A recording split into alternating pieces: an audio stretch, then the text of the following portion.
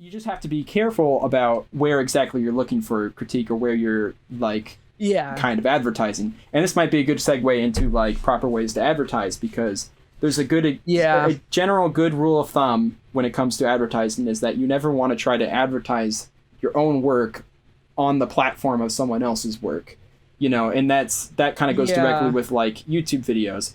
If you leave a comment saying like, hey, everybody, check out my video, it's similar to like this or whatnot, you kind of have a problem, because then you're almost like prying on the audience of another channel. Like those people could be watching this video right now, but instead you're asking them to look off the video and like look at your own video or whatnot. It'd be similar to if you're in an art museum and there's like an exhibit, and then right on the title of the video, the video one day YouTube videos will be in art exhibits, there'll be like a title on top of the piece or on the bottom of the piece, and then you just grab a marker and write underneath, by the way, I also have a really cool painting. It's on aisle 9. It's right down there. I'd love for you guys to check it out. It's like, well, okay, I mean, you're already uploading to this platform and people are going to watch what they want to watch.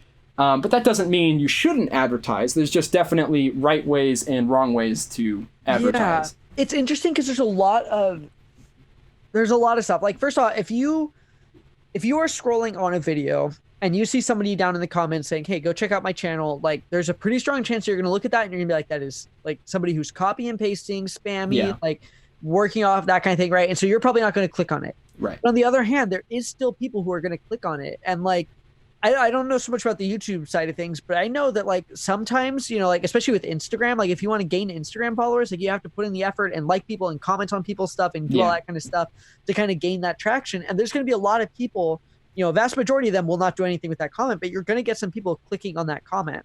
Yeah. Well, you're gonna have to ask yourself like what you want it to be, because sometimes you might look at that and they may be like, that's a channel I actively do not want to engage with, and they might even avoid you in the future. But other times that might be like your way of exposing to people who, don't normally seek out new content on their own, because most people don't like look for new content. Yeah. Isn't that a kicker?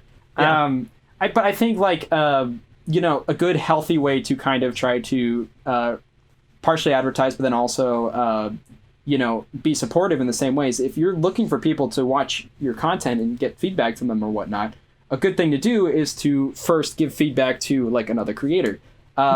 Something you can do in comment sections or whatnot, especially for like smaller creators. I know when I get these kind of comments, I love it. And I swear every time I end up checking out who wrote that comment and seeing their own videos, because it sticks with me. But they will leave like actual critique inside a comment. And every time I'm like, dang, this guy's like super insightful. And when I see that insight, I think, man, I wonder if like he carries that through in his own videos or whatnot. And I've met some of my close, this sounds weird, but YouTube friends, I guess friends. I've met some of my close friends. There you go. That's the word I was looking for. It's through like comments just on my video where they like gave good critique. I'm like, dude, this guy's actually really cool. And what that does is it also gives the viewer entirely it gives them their choice to click on your channel or not, right? It's less like I'm telling you to come check out my content, and more hey, your content's really good, by the way. I also exist. It is kind of a mental thing. Like if you see this person's profile picture or this name or whatnot, and then you see him on multiple of your videos and he's just like giving good advice or whatnot, you're naturally going to be thinking about that brand a little bit more, for lack of a better word. But yeah, basically mass advertising can be tricky because you don't want to be taking away people from their initial content that they're looking for. With YouTube specifically, YouTube does a pretty good job at taking out or automatically removing self-advertising comments or whatnot. Except right now there's been like a big surge of people saying, great video, wanna be friends? And it's scary how big it is. It's on like every single like video I upload now. And I know it's a scam somehow. And that's the thing. The YouTube climate has just been so numbed by bots like trying to advertise or whatnot, that giving an original, thoughtful, insightful comment speaks volumes. It goes far.